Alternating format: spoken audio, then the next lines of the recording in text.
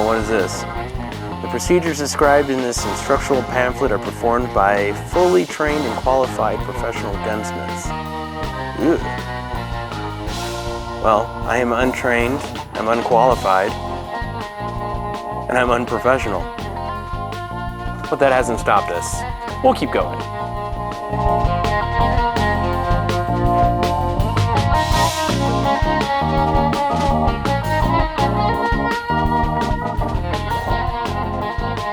Hey guys, welcome to the channel. My name is Nobody, and I appreciate you being here.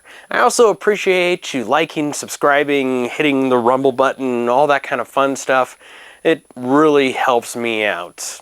I'm not sure why it helps me out, but apparently it does, and that's what everyone else says. So I'm jumping on the bandwagon and saying thank you for doing all that kind of stuff. Now, today we're going to be working at the Untrained Unprofessional Workbench, and we are going to be continuing the 1911, the Norinco series of upgrading this guy. And what are we going to be adding? A Beavertail safety. As you may or may not be aware, this just doesn't drop in. It requires some modification. Let's look at some of the tools. Now, if you're new to 1911s, you may be asking, well, why isn't this a drop-in part or a close to drop-in part? Well, it has everything to do with this rear tang right here. On the 1911 A1s, the GI style, it has a, well, let's call it, a lack of a better term, a pointier tang.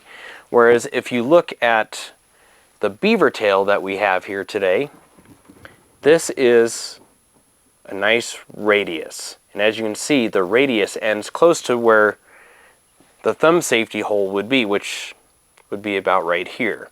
So you have material that has to come off. Now, the industry being what it is and likes to be helpful, we have available jigs that can be used. The first one is this one by Ed Brown. I'll put a part number right here. And it's this little dumbbell shaped looking guy.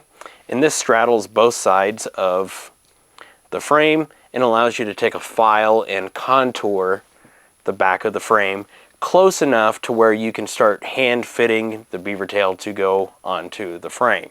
So this just helps get you there so you don't go too far.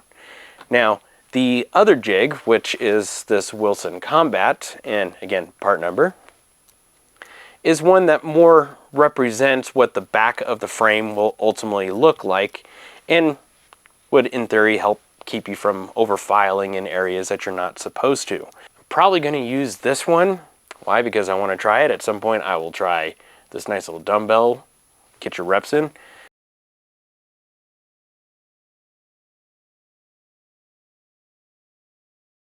That is the tools or the jigs that we're going to be using, other than files to be taking that off.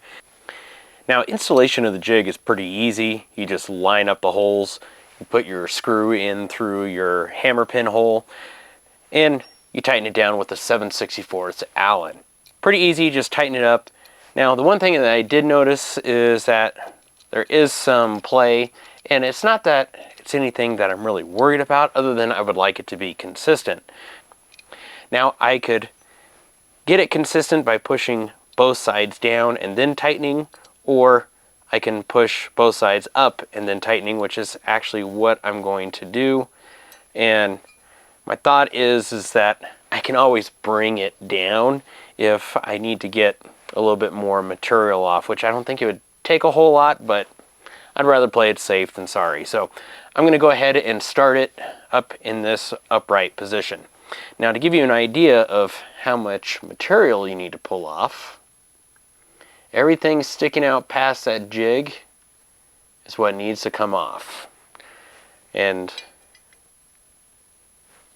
to make it fit up really, really nice. Look, it's waving to you. Alright, so we got her chucked up into a vise, and I'm going to just start drawing it across.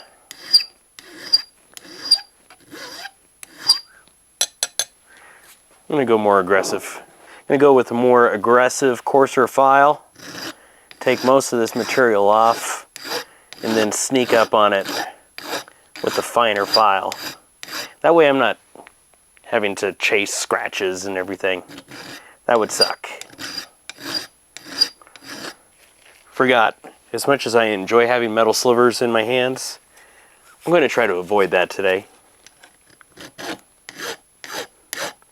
Now you could also sneak up on this or take off a lot of this material with a Dremel, which would be a lot faster, but I'm going to do it today with a file, just because chances are that's what a lot of you are going to have, is just some hand files.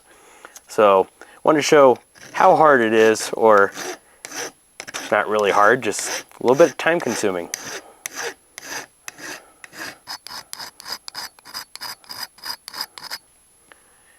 So making some progress. Still have a little bit to go.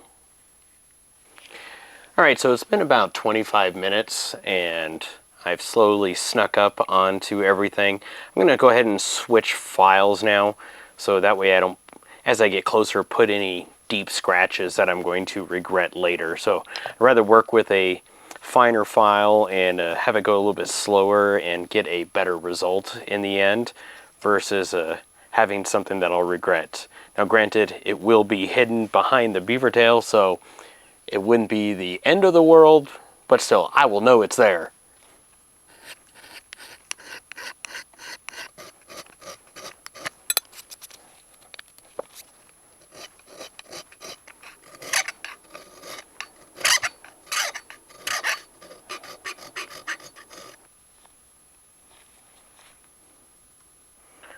Not quite. Needs to come some more.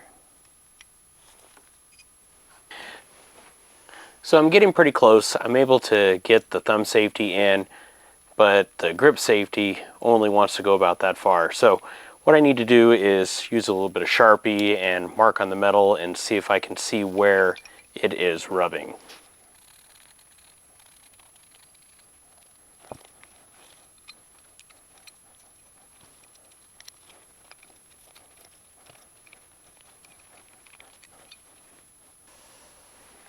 So I got some shiny marks up here towards the top,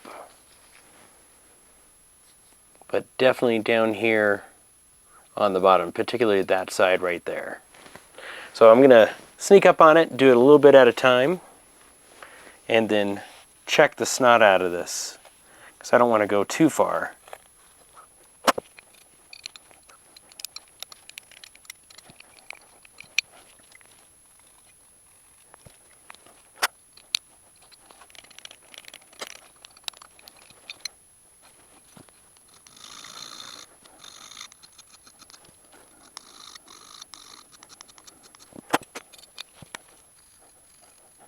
Alright, so it's been about an hour now since I've started working with the very smooth file, and I finally got it to where it can move pretty freely. It does rub in a couple little places, but nothing too crazy. So I think what I'm going to do is switch over to sanding and kind of blend and really give a nice radius and take out all of my little filing marks. Sorry, this is kind of in the way.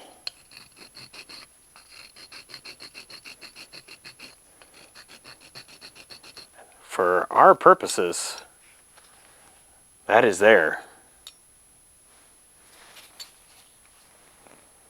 Now, the one thing that I'm not too sure about, never been a fan of, on the Beavertail, the high little swoop.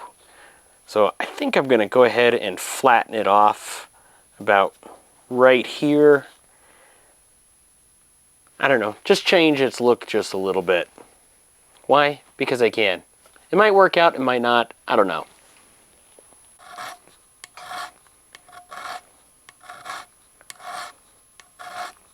So I'm basically just going to take this down just to kind of soften it to where it doesn't feel like a upward spike right into the face, because that's how they always feel to me. Alright guys, so that is the reprofiled grip safety. That's how that guy's going to look.